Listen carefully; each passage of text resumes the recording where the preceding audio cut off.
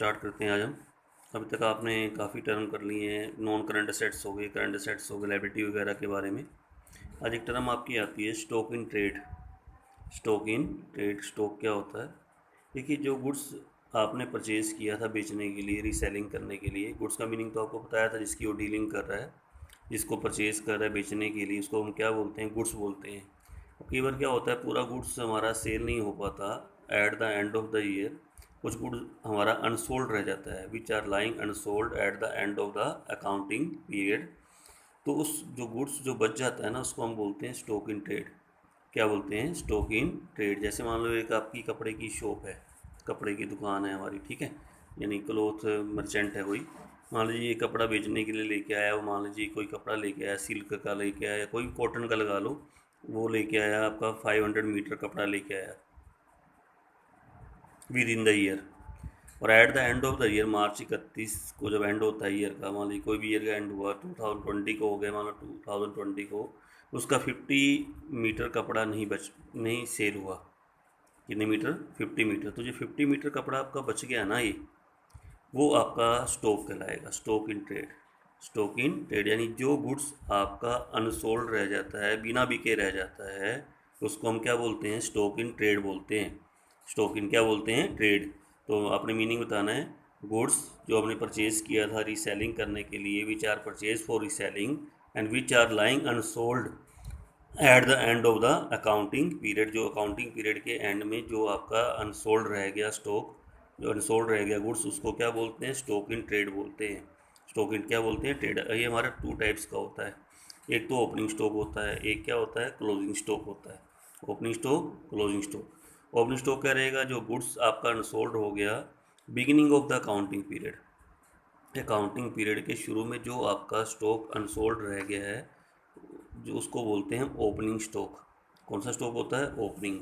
और closing stock क्या होगा? जो गुड्स आपका अनसोल्ड रह गया eight the end of the accounting period, eight the end of the accounting period. ये ध्यान रखना कि जो आपका बिगिनिंग में अनसोल्ड है उसको ओपनिंग स्टॉक बोलते हैं, बिगिनिंग ऑफ द ईयर। और जो आपका एंड में अनसोल्ड है उसको क्या बोलते हैं? क्लोजिंग स्टॉक बोलते हैं। जैसे फॉर एग्जांपल, आपका बिजनेस जैसे 1 अप्रैल से स्टार्ट होता है और 31 मार्च को एंड है, ठीक है। एक फुल ईयर होता है, 12 मंथ का आपका एक अकाउंटिंग पीरियड होता है 12 मंथ का। मान लीजिए आपका एक 31 मार्च को आपका 500 मीटर कोई क्लॉथ था, वो अनसोल्ड है। क्या है वो? अनसोल्ड। तो इसको बोलते हैं क्लोजिंग स्टॉक है, कि goods lying unsold at the end of the accounting period. अब यही जो क्लोजिंग स्टॉक है, नेक्स्ट ईयर जाके जब मतलब 1 अप्रैल को जाओगे तो ये कौन सा स्टॉक बन जाएगा? ओपनिंग स्टॉक बन जाएगा। कौन सा स्टॉक होता है? ओपनिंग। यानी 31 मार्च को तो क्लोजिंग है, और नेक्स्ट ईयर जब 1 अप्रैल आएगा तो ये कौन सा स्टॉक होगा? ओपनिंग। फिर नेक्स्ट 31 मार्च को फिर अलग से क्लोजिंग स्टॉक बनेगा। यानी एक साल का जो क्लोजिंग होता है ना, एक साल का जो क्लोजिंग स्टॉक होता है, नेक्स्ट ईयर का क्या बन जाता है? ओपनिंग स्टॉक बन जाता है। क्या बन जाता है? Opening stock. बस आपने बताना है कि जो ओपनिंग स्टॉक मीन क्या रहेगा? Good lying unsold at the beginning of the accounting period. Closing stock क्या रहेगा? Goods lying unsold at the end of the accounting period. ये मीनिंग रहेगा आपका stock in trade. Stock in trade, goods जो आपने purchase किया था reselling करने के लिए, and which are lying unsold at the end of the accounting period. लेकिन end of the accounting period में जो आपका गुड्स अनसोल्ड रह गया, जो सेल नहीं हुआ, उसको क्या कहते हैं? हम स्टॉक इन ट्रेड बोलते हैं। क्या बोलते हैं? Stock in trade. Two types of stock, opening stock and closing stock. Opening stock, goods lying and sold at the beginning of the accounting period, and closing stock, good lying and sold at the end of the accounting period. और stock का जो use करते हैं, जो हमारी जो ready जो हमें जो काम करते हैं, बना बनाया लेके आते हैं, बेचते हैं, खरीदते हैं। जैसे मान लो कपड़े की दुकानें, जितनी भी शॉप आपको दिख रही है, मान लो गोंडा में भी आप रहते हो ना, शॉप वगैरह सारे देखते हो। अब वो बनाते तो नहीं है ना, बल्कि बना बनाया लेके आते हैं और उसको बेचते हैं, ठीक है। तो इसको बस, इसमें तो आपका दो प्रकार का स्टॉक होता है, ओपनिंग स्टॉक और closing stock. Stock in trade बोलते हैं उसको, ठीक है। लेकिन एक आपका वर्ड आता है इन्वेंट्री। अब इन्वेंट्री भी इसकी तरह ही है, स्टॉक की तरह ही होता है, लेकिन इन्वेंट्री होता है थोड़ा वाइड टर्म में यूज़ करते हैं इसको, या और इसके अंदर स्टॉक भी इंक्लूड रहेगा, यानी इससे भी, स्टॉक से भी ऊपर, यानी वाइड टर्म में इन्वेंट्री का यूज़ करते हैं, और इसके अंदर आपका स्टॉक भी इंक्लूड होता है। स्टॉक भी क्या होता है? इंक्लूड। तो इन्वेंट्री और स्टॉक ज़्यादा इतना अलग अलग नहीं है, लेकिन इन्वेंट्री थोड़ा वाइड टर्म में यूज़ होती है, इसके अंदर आपका स्टॉक भी इंक्लूड रहेगा। और ये इन्वेंट्री यूज़ करते हैं मैन्युफैक्चर के लिए। मैन्युफैक्चर कौन होते हैं, पहले तो ये मीनिंग इसका क्लियर होना चाहिए। मैन्युफैक्चर वो होते हैं जो किसी चीज़ को प्रोडक्शन बनाते हैं, यानी बनाने का काम करते हैं। ठीक है, जैसे मान लो कपड़ा कहाँ मिलता है, कपड़े के, जब कपड़े क्लॉथ मिल्स होती है ना, जिसमें आपका कपड़ा बनता है, वो मैन्युफैक्चर है। वो आपके क्या है, मैन्युफैक्चर है। कोई भी मैन्युफैक्चर हो सकता है किसी भी चीज़ का, जूतों का भी फैक्ट्री हो सकती है, ट्रैक्टर बनाने वाली फैक्ट्री भी हो सकती है, ट्रैक्टर वगैरह की प्रोडक्शन करते हैं, जो प्रोडक्शन का काम करते हैं उनको क्या बोलते हैं, मैन्युफैक्चर बोलते हैं। तो वहाँ ना 4 प्रकार की इन्वेंट्री होती है। कितने प्रकार की इन्वेंट्री होती है, 4 तरह की। ये तो इन्वेंट्री आपको मिलेगी, यानी कि वहाँ भी स्टॉक होता है। देखो आपका जो अगला पॉइंट आएगा ना, तो देखो यहाँ पे inventory of stock in trade होता है, लेकिन इसके अंदर बाकी इन्वेंट्री भी रहेगी। तो 3 नंबर याद करना आपने मेरे साथ, inventory of raw material, inventory of raw material, inventory of work in progress, inventory of work in progress. उसके बाद inventory of finish goods, inventory of finish goods and inventory of stock in trade. ये कहाँ होती है, in case of manufacturer, यानी कि जो production का काम करते हैं, जो किसी चीज़ को बनाते हैं, या मशीनरी वगैरह का यूज़ होता है, जहाँ वो चीज़ का प्रोडक्शन होता है, वहाँ 4 तरह की स्टॉक हो सकता है, इन्वेंट्री हो सकती है। एक तो इन्वेंट्री ऑफ रॉ मटेरियल हो सकता है, inventory of work in progress हो सकता है, इन्वेंट्री ऑफ फिनिश गुड्स हो सकती है, और inventory of stock in trade हो सकती है। ठीक है। अच्छा, उसके बाद अब ये रहेगा कि इन्वेंट्री ऑफ रॉ मटेरियल क्या होती है। देखिए, मान लीजिए कोई आपकी क्लॉथ मिल्स है, कोई कपड़े बनाने का काम कर रहा है। अच्छा, कपड़ा बनाने के लिए सबसे पहले उसका रॉ मटेरियल क्या है, कपड़ा वो किस चीज़ से बनाएगा, रॉ मटेरियल क्या लेके आएगा, तो आप कहोगे रॉ मटेरियल उसका होता है कॉटन। क्या होता है, कॉटन। ठीक है। अच्छा, मान लो उसको ऑर्डर मिला कि आपने 5,000 मीटर कपड़ा बनाना है। कोई ऑर्डर मिला उसको किसी बिजनेसमैन से कि आपको ना 5,000 मीटर का क्या बनाना है, कपड़ा बनाना है। तो कॉटन तो फिर वो 5,000 मीटर के अकॉर्डिंग थोड़ी लेके आएगा, ज़्यादा लेके आएगा ना। अब कॉटन वो लेके आएगा ताकि उसमें से वेस्टेज होने के बाद भी इतना कपड़ा आपका बन जाए, यानी कॉटन ज़्यादा लेके आएगा। तो हो सकता है एंड ऑफ द ईयर उसके पास कॉटन का स्टॉक बच जाए। किसका स्टॉक बचे, कॉटन का, तो उसको बोलते हैं inventory of raw material. Inventory of क्या बोलते हैं, रॉ मटेरियल। यानी in case of cloth mills, अगर मैं क्लॉथ मिल्स की बात करूं, तो जो कॉटन है, जो वैल्यू ऑफ कॉटन है, जो कॉटन उसके पास बच गई, उसको क्या कहेंगे, inventory of raw material. Inventory of क्या कहेंगे, रॉ मटेरियल। सबके लिए रॉ मटेरियल अलग अलग होगा, ये नहीं कि सबके लिए कॉटन आप लिख दो। ये मैं खाली किसकी बात कर रहा हूँ, क्लॉथ मिल्स के लिए। ये जो क्लॉथ मिल्स होती है उसके लिए मेन सबसे पहले क्या चाहिए, अगर वो कोई चीज़ कपड़ा बनाना चाहते क्या चाहिए, कॉटन। क्या चाहिए, कॉटन। तो कॉटन उसका हो सकता है पूरी कॉटन यूज़ ना हो पूरे साल में, कॉटन उसके बाद बच जाए, तो उसको बोलते हैं इन्वेंट्री ऑफ रॉ मटेरियल। अब नेक्स्ट क्या है, इन्वेंट्री ऑफ वर्क इन क्या है, प्रोग्रेस। अब ये क्या चीज़ होती है, इसी की बात करते हैं, क्लॉथ मिल्स की बात की। क्लॉथ मिल्स के अंदर ये वाला स्टॉक कौन सा होगा, inventory of work in progress क्या होगा। देखिए, जब वो क्लॉथ बनाना शुरू करेगा, सबसे पहले कॉटन आएगी। कॉटन से क्या बनेगा आगे, तो कॉटन का क्या करेगा, फिर वो थ्रेड बनाएगा, धागा बनाएगा। क्या बनाएगा, धागा। अब ये हो सकता है उसका पूरा धागा यूज़ ना हो, धागा बच जाए, ये पूरा कपड़ा ना बने, ना तो वो कॉटन है ना वो क्लॉथ है, क्या हुआ है, थ्रेड है। क्या है, थ्रेड है, धागा बना हुआ है और कुछ आगे नहीं हुआ। या हो सकता है मशीन पे कपड़ा लगा हुआ है, अनफिनिश क्लॉथ है, यानी पूरा कपड़ा नहीं बना, अनफिनिश क्लॉथ। अब ये दोनों टर्म आपकी वर्क इन प्रोग्रेस में यूज़ होती हैं। और पक्की बात है, 100% आपको अब जाके देखोगे ना, आपको देखोगे and of the accounting year में उसके पास कुछ ना कुछ धागा जरूर बचेगा, थ्रेड जरूर बनेगा। पूरा थ्रेड यूज़ नहीं होगा, थ्रेड उसके बचे होगा, पक्की 100% बात है। और अनफिनिश क्लॉथ भी होगा, हो सकता है मशीन चल रही हो, 31 मार्च बीत गया, मशीन पे कपड़ा लगा हुआ है, तो कौन सा कपड़ा कहलाएगा वो, अनफिनिश क्लॉथ। तो ये सब किस में आएगा, inventory of work in progress में। मैन्युफैक्चर की बात कर रहा हूँ, मैन्युफैक्चर के अंदर इन्वेंट्री होती है, बाई टर्म है ये। और इसको 4 टाइप की इन्वेंट्री में आपको डिवीजन कर रहा हूँ। पहला inventory of raw material, example दे रहा हूँ, क्लॉथ मिल्स के अंदर कॉटन आपका इन्वेंट्री ऑफ रॉ मटेरियल होगा। जो कॉटन बच गई, यानी कि सारी कॉटन, जो कॉटन आपकी बच गई, रह गई, उसको बोलते हैं इन्वेंट्री ऑफ रॉ मटेरियल। या कुछ कप थ्रेड बन के रह गया या अनफिनिश क्लॉथ है, उसको बोलते हैं inventory of work in progress. अब एक आता है इन्वेंट्री ऑफ फिनिश गुड्स। अब आपका कपड़ा बिल्कुल तैयार है, क्लॉथ बिल्कुल रेडी है, लेकिन सेल नहीं हुआ। अब देखो स्टॉक अनफिनिश, तो फिनिश क्लॉथ आपका बिल्कुल तैयार है ना, फिनिश क्लॉथ बोलते हैं। क्या बोलते हैं इसको, फिनिश क्लॉथ। यानी कपड़ा बिल्कुल तैयार है लेकिन आपका सेल नहीं हुआ, इसको क्या कहेंगे, inventory of finish goods. Inventory of क्या रहेगा, फिनिश गुड्स। आपको अगर सर इसमें स्टॉक इन ट्रेड की क्या ज़रूरत है, कोई स्टॉक इन ट्रेड तो उसमें था जो बना बनाया लेके आते हैं उसको बेचते हैं, वहाँ स्टॉक बचता है। जैसे कोई कपड़े की दुकान है, देखिए मान लीजिए कि ऑर्डर ज़्यादा का मिला हुआ था, एग्जाम्पल लेते हैं, उसको ऑर्डर मिला था 10,000 मीटर का, ठीक है। और उसने क्या किया, अपना ये तैयार किया, तैयार करने में उसका ना आपका 9,000 मीटर तैयार हो पाया, ठीक है। अब प्रोडक्शन ऑर्डर कितने का था, 10,000 मीटर का, रेडी कितना हुआ 9,000 मीटर, तो उसको बाहर से, अब उसको ऑर्डर तो पूरा करना है ना, वो क्या करेगा, फटाफट किसी कंपनी से कॉन्टैक्ट करेगा या किसी उससे कॉन्टैक्ट करेगा, और जल्दी जल्दी में उससे, मान लीजिए उसने 1,000 मीटर मंगवाना था ना, और उसने मंगवा लिया 1,050 मीटर, यानी 1,000 मीटर से भी ज़्यादा कपड़ा मंगवा लिया उसको, कि चलो देना है, चलो 50 मीटर बाद में यूज़ हो जाएगा। अब 50 मीटर तो बच गया ना। अब इसको हम कौन सा स्टॉक कहेंगे, ये कहेंगे inventory of stock in trade. Inventory of stock in trade, ये इसको बोलते हैं हम। तब स्टॉक की देखो, उसने बना बनाया बाहर से लिया, उसमें से बच गया, ये तो खुद बनाया हुआ बचा हुआ है कि उसने बनाया था और रह गया, इसको बोलते हैं इन्वेंट्री ऑफ फिनिश गुड्स। लेकिन बाहर से लेके आया ऑर्डर पूरा करने के लिए और उसमें से रह गया, बच गया, उसको क्या कहेंगे, inventory of stock in trade कहेंगे। इन्वेंट्री ऑफ क्या कहेंगे, स्टॉक इन ट्रेड, ये ध्यान में रखना। तो इन द मैन्युफैक्चर कंसर्न, जो मैन्युफैक्चरिंग कंसर्न होती हैं उसमें 4 टाइप की इन्वेंट्री होती है। Inventory of raw material, inventory of work in progress, inventory of finish goods and inventory of stock in trade. और सबसे इंपॉर्टेंट बात, जब इन्वेंट्री की वैल्यू लगाते हैं ना लास्ट में एंड ऑफ द ईयर, तो कॉस्ट प्राइस और मार्केट प्राइस जो दोनों में से कम, जो दोनों में से कम हो, उसके ऊपर हम इन्वेंट्री की वैल्यू लगाते हैं। यानी इसमें ना ज़्यादा के ऊपर नहीं लगाते कभी भी हम। जैसे मान लो कॉस्ट प्राइस उसकी किसी गुड्स की हमारी 10,000 है, जबकि मार्केट वाइज 15,000 है, तो 15 पे नहीं जाएंगे क्योंकि स्टॉक बचा हुआ, हो सकता है कल को ना सेल हो रह जाए, तो हम जो कम होती है ना वैल्यू, उस पर निकालते हैं। जैसे कितनी कम है, कौन किस पे निकालेंगे उसको, 10,000 पे।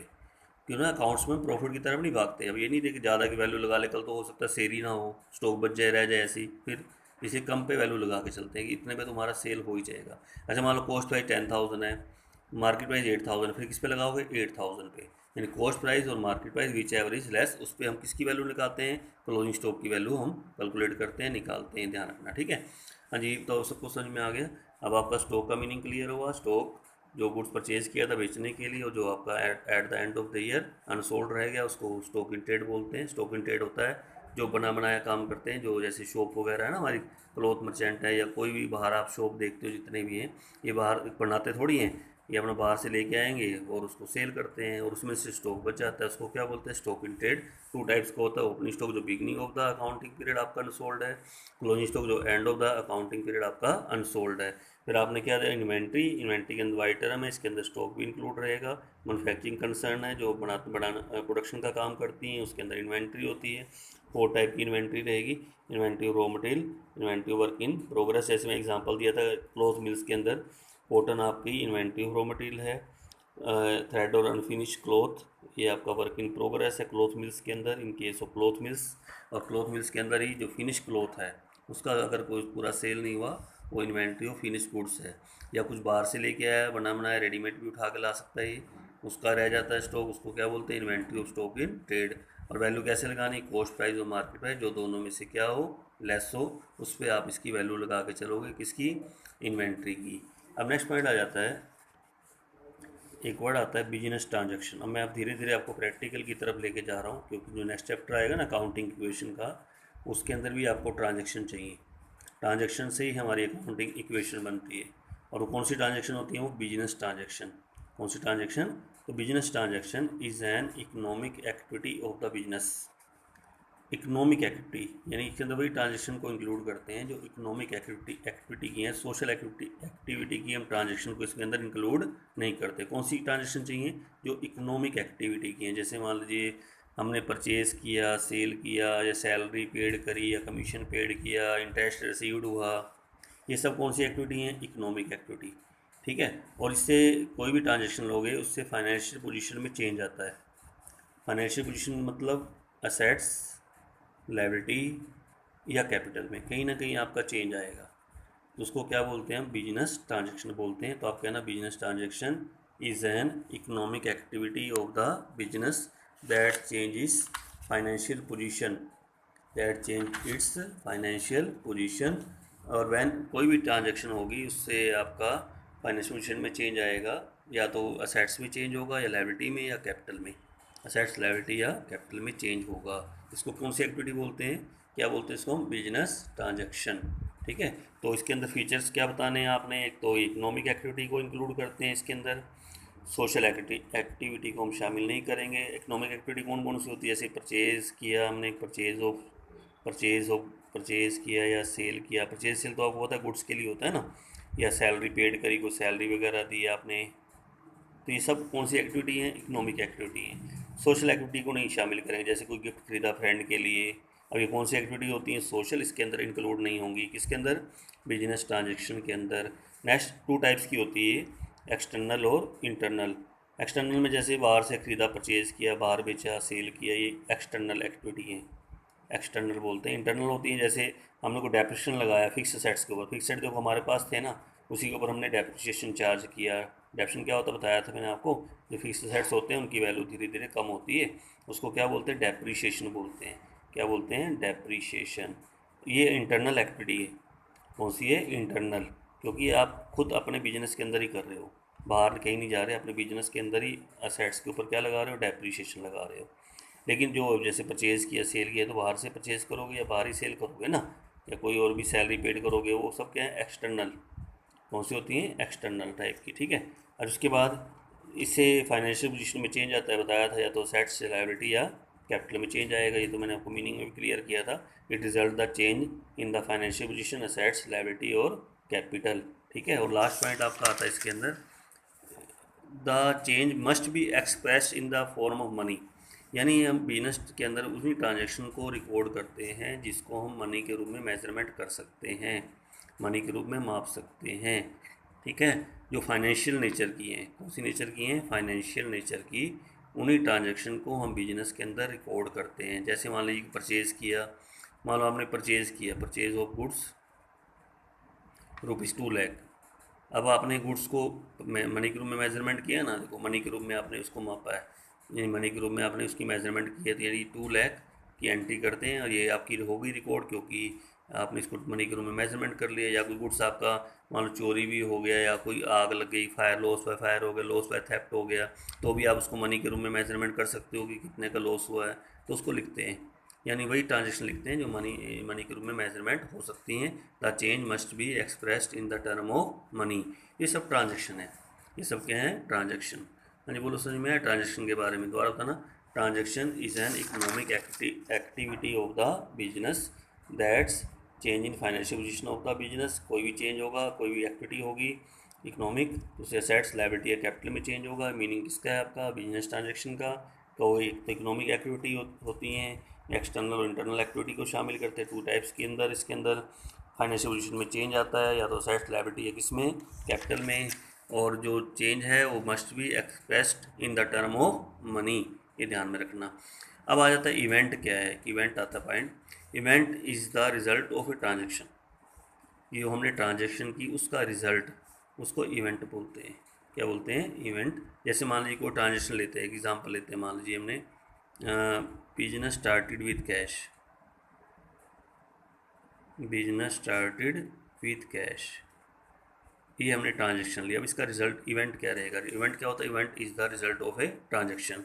अब कहोगे जब इस बिजनेस स्टार्ट करते हैं तो एक तो हमारा कैश आएगा, क्या आएगा, कैश। मान लो आपने 1 लाख से बिजनेस स्टार्ट किए, तो 1 लाख तो आपका कैश का बैलेंस बन जाएगा। किसका बैलेंस बन जाएगा, कैश का, कि कैश बिजनेस में आ रहा है, कितना आ रहा है, 1 लाख आ रहा है। ठीक है, देखो बिजनेस स्टार्टेड विद कैश है, याद है मैंने आपको कहा था कि बिजनेस जब स्टार्ट करते हैं, कोई भी ओनर जब बिजनेस स्टार्ट करता है क्या लगाता है, कैपिटल लगाता है। तो कैपिटल किस रूम में लगाई उसने, कैश के रूम, यानी बिजनेस में कैश आ गया, इधर से उसकी कैपिटल भी बनेगी।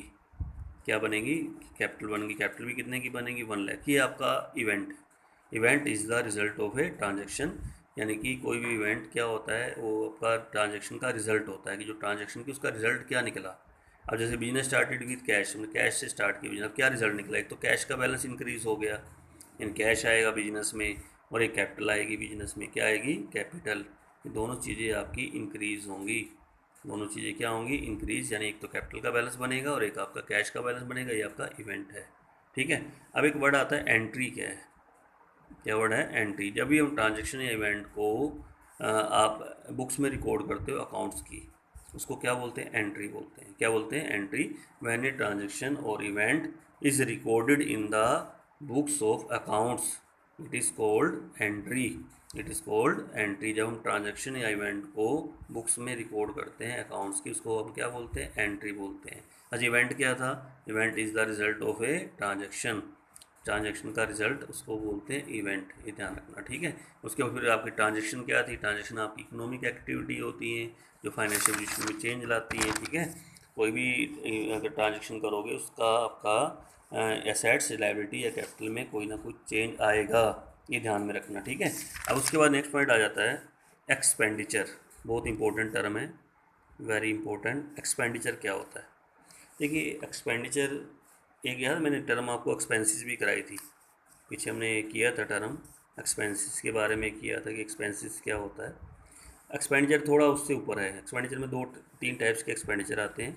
देखिए कोई भी हम कैश की पेमेंट करें या कोई प्रॉपर्टी वगैरह को ट्रांसफ़र करें, किसके लिए, एनी पेमेंट ऑफ कैश और ट्रांसफ़र ऑफ प्रॉपर्टी, असेट्स खरीदने के लिए, क्या खरीदने के लिए, असेट्स या गुड्स के लिए या सर्विसेज के लिए, उसको क्या बोलते हैं, एक्सपेंडिचर बोलते हैं।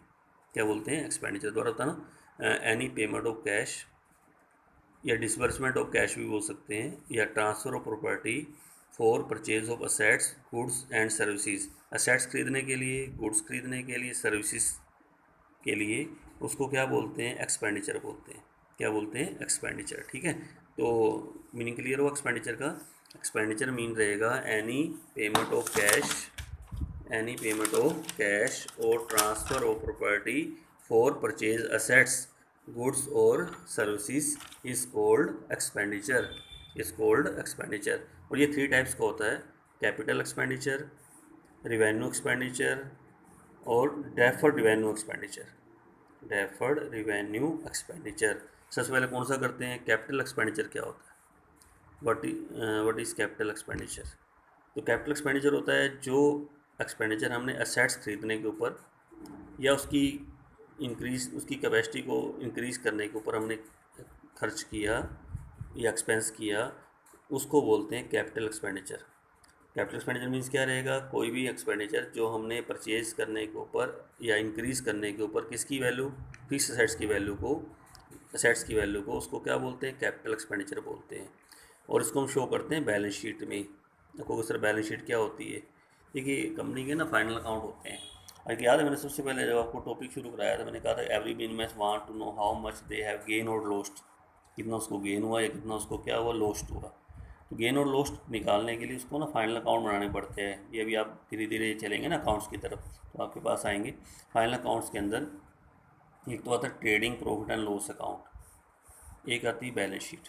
क्या आती है, बैलेंस शीट। दो चीज़ें बनती हैं, trading profit and loss account. बल्कि ट्रेडिंग प्रॉफिट लॉस भी अलग अलग कह सकते हो, एक दो तीन, तीन हो गए। ट्रेडिंग अकाउंट अलग, प्रॉफिट लॉस अकाउंट अलग, बैलेंस शीट अलग, ठीक है।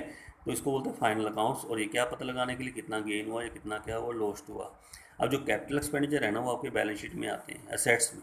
दो साइड होती हैं बैलेंस शीट की, एक तरफ तो असेट्स आते हैं और एक तरफ आती हैं लाइबिलिटीज़ और कैपिटल। ये होता है, एक इक्वेशन भी आएगी ना आपकी, assets equal to liability plus capital होता है। ये बैलेंस शीट की दो साइड हैं आपकी। और ये जो आपकी कैपिटल एक्सपेंडिचर हैं ये आपके असेट्स में आते हैं। कहाँ आते हैं, ये सारे इसमें असेट्स वगैरह सब इसमें दिखाते हैं, जैसे बिल्डिंग मशीनरी वगैरह, फर्नीचर वगैरह सब असेट्स में आते हैं। और ये कौन से एक्सपेंडिचर होते हैं, कैपिटल एक्सपेंडिचर होते हैं। लेकिन जो आपके ये रिवेन्यू एक्सपेंडिचर होंगे वो ट्रेडिंग में आते हैं, प्रॉफिट एंड लॉस की डेबिट साइड में। दो साइड होती हैं, डेबिट और क्रेडिट। तो डेबिट साइड में हम ट्रेडिंग प्रॉफिट एंड लॉस की कौन से एक्सपेंडिचर दिखाते हैं, रिवेन्यू एक्सपेंडिचर दिखाते हैं। डेबिट क्रेडिट क्या है ये मैं बाद में बताऊंगा। बस आपको इतना ध्यान रखना है कि जो रिवेन्यू एक्सपेंडिचर हैं वो ट्रेडिंग प्रॉफिट एंड लॉस की डेबिट साइड में हम दिखाते हैं उसको। और जो ये कैपिटल एक्सपेंडिचर है वो असेट्स में आते हैं। असेट मतलब असेट सारे जो भी मैंने असेट्स में एग्जांपल दिए थे आपको, जैसे लैंड हो गई, बिल्डिंग हो गई, फर्नीचर वगैरह हो गया, ये सब कैपिटल एक्सपेंडिचर हैं। कैपिटल क्या है, एक्सपेंडिचर हैं, ठीक है। तो कैपिटल एक्सपेंडिचर मीन्स परचेज और इंक्रीजिंग द फिक्स एसेट्स। अगर हम परचेज करेंगे फिक्स एसेट्स की या उसकी वैल्यू को इंक्रीज़ करेंगे, फिक्स एसेट्स की वैल्यू को क्या करेंगे, इंक्रीज़ करेंगे, तो उसको हम क्या बोलते हैं, कैपिटल एक्सपेंडिचर करेंगे। और इसको बैलेंस शीट में दिखाते हैं और इसका बेनिफिट मिलता है लॉन्ग पीरियड तक। ये तो मैंने आपको बताया था कि जो नॉन करंट एसेट्स होते हैं लंबे टाइम के लिए खरीदते हैं, लॉन्ग पीरियड के लिए खरीदते हैं, ठीक है, for producing goods and services जो भी आपका है उसमें, जैसे उसके लिए बताया था मीनिंग आपको पूरा सेट्स का। For continue use in the business, continue use in the business के अंदर लंबे टाइम के लिए यूज़ करने के लिए, तो ये कैपिटल एक्सपेंडिचर रहेगा। ठीक है, दोबारा तीन याद करना, कैपिटल एक्सपेंडिचर किसके लिए होते हैं? Capital expenditure which is incurred in purchasing or increasing the value of fixed assets, show in the balance sheet asset side and benefit over a long period, उसका बेनिफिट लंबे टाइम तक मिलता है। अब आ जाते हैं रिवेन्यू एक्सपेंडिचर। रिवेन्यू एक्सपेंडिचर के अंदर ना आप वो भी याद कर सकते हो, जो एक्सपेंसेस आपको नहीं कराए थे, जो एक्सपेंसेस का मीनिंग आपको कराया था, वो भी आप इसके अंदर ये कर सकते हो कि एक्सपेंसेस क्या होता है। जैसे expenses the cost incurred in producing and selling the goods, जो मैंने आपको note and services, cost of goods sold बताया था, रेंट कमीशन सैलरी वगैरह बताया था। ये जो एक्सपेंसेस है ना, इसको हम रिवेन्यू एक्सपेंडिचर भी बोलते हैं। आप अगर एक्सपेंसेस को रिवेन्यू एक्सपेंडिचर में सीधा एक्सपेंसेस को याद कर लो तो भी चल जाएगा कि expenses the cost for incurred in producing and selling the goods. ठीक है, इसको लेकिन हाँ, इसको दिखाते हैं trading profit and loss account में। Trading profit and loss account benefit इसका सिर्फ 1 ईयर तक मिलेगा। तो ट्रेडिंग प्रॉफिट लॉस है 1 ईयर का ही बनता है, 1 ईयर के सारे उसके अंदर एक्सपेंसेस वगैरह लेते हैं। इसका 1 ईयर तक मिलता है, इसका लॉन्ग पीरियड तक मिलता है। अब डिफरेंस भी आ जाता है कि दोनों में डिफरेंस क्या है कैपिटल और रिवेन्यू में। देखो, इसको तो शो करते हैं बैलेंस शीट में, इसको शो करते हैं ट्रेडिंग प्रॉफिट एंड लॉस में। पहला डिफरेंस समझ में आ गया। दूसरा, इसका बेनिफिट मिलता है लॉन्ग पीरियड तक, इसका बेनिफिट सिर्फ मिलता है 1 ईयर तक। कहाँ तक मिलता है? 1 ईयर तक। ठीक है, तो ये कुछ ये होता है जैसे increasing the value of fix assets, value fix assets की वैल्यू को इंक्रीज़ करना हो। ये मेंटेनेंस होता है कि इसको मेंटेन करना हो, तो कौन सा एक्सपेंडिचर होता है? रिवेन्यू एक्सपेंडिचर होता है। जैसे मान लीजिए एक सिनेमा हॉल है जहाँ फिल्म वगैरह आपकी चल देखते हो ना आप, ठीक है, हॉल वगैरह है, उसके अंदर मान लीजिए आपकी 200 सीट्स हैं, जिसमें बैठ के हम फिल्म वगैरह देखते हैं। 200 सीट्स है बिठाने के लिए। लेकिन मान लीजिए वो अब क्या करना चाहता है, जो सिनेमा हॉल वाला, उसके पास जगह थी। अब ये जो 200 सीटें हैं, ये सब आपके कैपिटल एक्सपेंडिचर हैं। क्या चीज़ें हैं? कैपिटल एक्सपेंडिचर, क्योंकि फर्नीचर वगैरह हो गया तो कैपिटल एक्सपेंडिचर होता है। अच्छा, उसके बाद थोड़ी स्पेस था आगे, उसने कहा चलो ऐसा करो तो 50 सीट्स और लगा देता हूँ इसके ऊपर। कितनी सीट्स? 50 सीट। तो 250 सीट हो गई, ये भी कैपिटल एक्सपेंडिचर है, क्योंकि उसने फिक्स रेट्स की वैल्यू को इंक्रीज़ किया। फिक्स रेट्स की वैल्यू को क्या किया? इंक्रीज़ किया। उसको बोलते हैं कैपिटल एक्सपेंडिचर। लेकिन मान लीजिए वो कहता है नहीं जी, 200 सीट्स है ना, इसमें कुछ सीट ना हमारी टूट फूट गई, यानी कि जैसे ना टूटी हुई थी या कुछ ऐसा था, उसमें कुछ कमी थी, रिपेयर वगैरह मांग रही थी, उसने इसकी रिपेयर कराई 200 सीट्स की। अब जो रिपेयर का खर्चा होता है ना इनका, वो आपका रिवेन्यू एक्सपेंडिचर है। उसने मेंटेन किया उसको। क्या किया? देखो, इंक्रीज़ करेगा, बढ़ाएगा तो कैपिटल एक्सपेंडिचर है। जैसे 200 की जगह 250 सीट को अब बढ़ा रहा है, यानी 50 सीट और लगा रहा है, वो कौन सा एक्सपेंडिचर होगा? कैपिटल। लेकिन अगर 200 सीट्स जो ऑलरेडी उसके पास थी उसको मेंटेन कर रहा है, उसकी रिपेयर वगैरह करा रहा है, तो कौन सा एक्सपेंडिचर होगा? रिवेन्यू एक्सपेंडिचर होगा। कौन सा एक्सपेंडिचर होगा? रिवेन्यू। ये ध्यान रखना। जो 200 सीट ऑलरेडी उसके पास हैं वो तो कैपिटल एक्सपेंडिचर है, ये फर्नीचर है। अब उसको रिपेयर कराएगा, रिपेयर का जो खर्चा होगा कैपिटल एक्सपेंडिचर नहीं होगा, वो कौन सा एक्सपेंडिचर होगा? रिवेन्यू एक्सपेंडिचर होगा। कौन सा होगा? रिवेन्यू। यानी इसको मेंटेन किया, उसको मेंटेन, इंक्रीज़ करेगा तो रिवेन्यू कैपिटल, मेंटेन करेगा तो रिवेन्यू, मेंटेन करेगा तो रिवेन्यू। ये ध्यान में रखना। तो अब दोनों का डिफरेंस आ जाता है कि पहला डिफरेंस इसको बैलेंस शीट में दिखाते हैं, इसको ट्रेडिंग प्रॉफिट एंड लॉस में दिखाते हैं। इसका बेनिफिट ओवर लॉन्ग पीरियड तक मिलेगा, इसका 1 ईयर तक मिलेगा। ये increase the value fix assets है, परचेज या इंक्रीज। और ये आपकी in the cost incurred in producing selling the goods, या कह सकते हो maintain the value of fix assets, maintaining the value of. इसको मेंटेन करने के लिए हम यूज़ कर सकते हैं रिवेन्यू एक्सपेंडिचर का, वो मीनिंग आपका रहेगा। ठीक है, तो उसके बाद एक पॉइंट आपका आता है डेफर रिवेन्यू एक्सपेंडिचर। ये होते तो रिवेन्यू नेचर के, जैसे रिवेन्यू है ना आपका, उसी नेचर के होते हैं रिवेन्यू नेचर के, लेकिन इसका बेनिफिट मिलता है लंबे टाइम तक, नंबर ऑफ ईयर तक। प्रेफरली होते हैं रिवेन्यू नेचर के, but benefit is likely to be derived over a number of year, जैसे 3 to 7 ईयर तक। इसको कौन से एक्सपेंडिचर कहा जाता है? डेफर रिवेन्यू एक्सपेंडिचर कहा जाता है। कौन से नेचर के होते हैं? रिवेन्यू नेचर के ही हैं, यानी रिवेन्यू एक्सपेंडिचर ही हैं, लेकिन उसका बेनिफिट मिलता है हमें लंबे टाइम तक, 3 to 7 ईयर तक। तो उसको कौन सा एक्सपेंडिचर कहा जाएगा? Defer revenue. जैसे मान लीजिए हमने एडवर्टाइजमेंट करी है, एडवर्टाइजमेंट पे हमने 5 लाख हमने स्पेंड कर दिए। अब जो एडवर्टाइजमेंट का खर्चा है ना, वो आपका रिवेन्यू एक्सपेंडिचर होता है, लेकिन ये होता है डेफर रिवेन्यू एक्सपेंडिचर। कौन सा एक्सपेंडिचर है? डेफर्ड। मान लीजिए आज आपने एडवर्टाइजमेंट की थी, ये थोड़ी कस्टमर आज देख के भागे आएंगे, आपकी ऐड को बार बार आपको उसको दिखाना पड़ेगा, तभी उसके माइंड में आपके प्रोडक्ट के प्रति, जो प्रोडक्ट आपने किया है उसके लिए, उसके कि हाँ भाई लेगा करेगा कि हाँ मैं इसको परचेज़ करूँ, तो उसका बेनिफिट धीरे धीरे मिलता है। जैसे मान लो ऐड के हमने 5 लाख खर्च किया और मान लीजिए हमने इसका एस्टिमेट लगाया, इसका 5 ईयर तक बेनिफिट मिलेगा। किन ईयर तक? 5 ईयर तक। हम क्या करेंगे, इसको ना 5 से डिवाइड कर देंगे, 5 लाख को। तो हर साल एवरी ईयर 1 लाख का ही हम रिवेन्यू एक्सपेंडिचर मानेंगे। 1 लाख का क्या मानेंगे? रिवेन्यू। और जो बाकी 4 लाख बचेगा ना, वो आपका कैपिटल एक्सपेंडिचर की तरह दिखाएंगे असेट्स में। फिर नेक्स्ट ईयर आएगा, फिर इसमें से 1 लाख फिर निकाल लेंगे, क्या मानने के लिए? कौन सा एक्सपेंडिचर? रिवेन्यू। अच्छा, बाकी कितना बच गया? 3 लाख। वो आपका कैपिटल की तरह बैलेंस की असेट साइड में चला जाएगा। फिर नेक्स्ट ईयर आएगा, फिर इसमें से 1 लाख फिर निकालेंगे। यानी 5 ईयर तक इसको हम धीरे धीरे करके रिवेन्यू बनाएंगे, रिवेन्यू एक्सपेंडिचर बनाएंगे।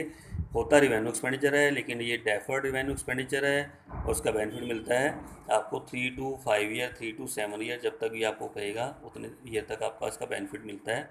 ठीक है, तो उसको उतने पार्ट में डिवाइड करके जितना एक पार्ट होगा उसको रिवेन्यू मानेंगे, बाकी बचा हुआ कैपिटल मानेंगे। फिर नेक्स्ट में से फिर एक पार्ट निकालेंगे नेक्स्ट ईयर जाके, वो आपका रिवेन्यू, बाकी कैपिटल। फिर नेक्स्ट ईयर 1 लाख निकालेंगे, 2 लाख आपका कैपिटल। फिर नेक्स्ट ईयर 1 लाख निकालेंगे, 1 लाख आपका कैपिटल, लास्ट में ख़त्म हो जाएगा। यानी धीरे धीरे उसको 5 ईयर तक उसको हम उसको पूरा करते हैं। 5 ईयर तो मैंने एग्जाम्पल दिया है, 6 ईयर भी हो सकते हैं, 7 भी हो सकते हैं, 7 ईयर तक रहता है, 3 to 7 ईयर।